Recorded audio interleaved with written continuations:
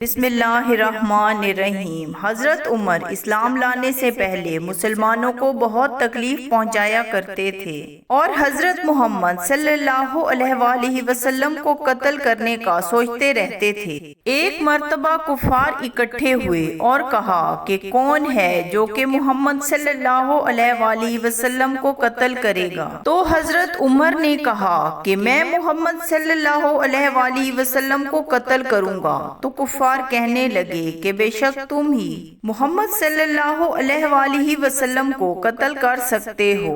حضرت عمر ہاتھوں میں تلوار پکڑ کر راستے میں جا رہے تھے کہ ان کو قبیلہ زہرہ کے سعد بن ابی وقاص ملے۔ تو سعد بن ابی وقاص نے کہا کہ کہاں جا رہے ہو؟ حضرت عمر نے کہا کہ میں محمد صلی اللہ علیہ وآلہ وسلم کو قتل کرنے جا رہا ہوں۔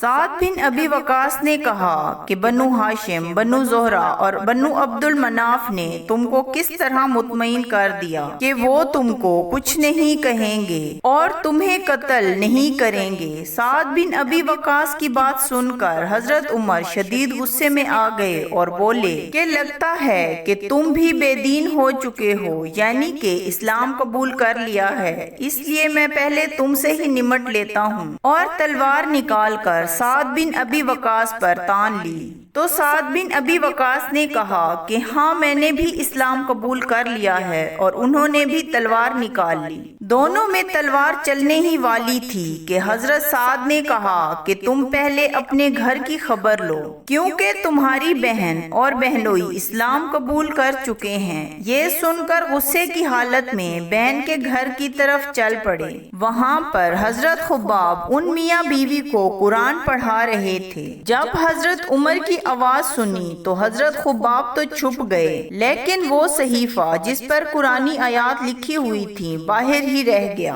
حضرت عمر اندر داخل ہوئے اور بہن کے سر پر کچھ دے مارا، جس سے ان کی بہن کے سر سے خون بہنے لگا، اور کہا کہ تم اپنی جان کی دشمن ہو چکی ہو، کیا تم نے بھی اسلام قبول کر لیا ہے؟ پھر پوچھا کہ کیا کر رہے تھے اور یہ کس کی آواز آ رہی تھی؟ ان کے بہنوئی نے کہا کہ ہم آپس میں بات چیت کر رہے تھے۔ تو حضرت عمر نے اپنے بہنوئی سے کہا کہ کیا تم نے دوسرا دین قبول کر لیا ہے؟ تو بہنوئی نے کہا کہ اگر دوسرا دین حق ہو تو۔ یہ بات سنی ہی تھی کہ بہنوئی کی داڑھی سے پکڑ کر کھینچا اور اس کے اوپر ٹوٹ پڑے اور ان کو خوب مارا۔ جب بہن نے چھڑانے کی کوشش کی تو اپنی بہن کو بھی مارا کہ ان کے منہ سے خون آنے لگا۔ تو حضرت عمر کی بہن کہنے لگی کہ تم ہم کو اس وجہ سے مار رہے ہو کہ ہم مسلمان ہو گئے ہیں۔ تو ہاں، ہم مسلمان ہو گئے ہیں، تم نے جو بھی کرنا ہے کر لو۔ اس کے بعد حضرت عمر کی نظر ان قرآنی آیات پر پڑی جو کہ جلدی کی وجہ سے باہر رہ گئی تھیں۔ اب ان کا غصہ بھی کم ہو گیا تھا۔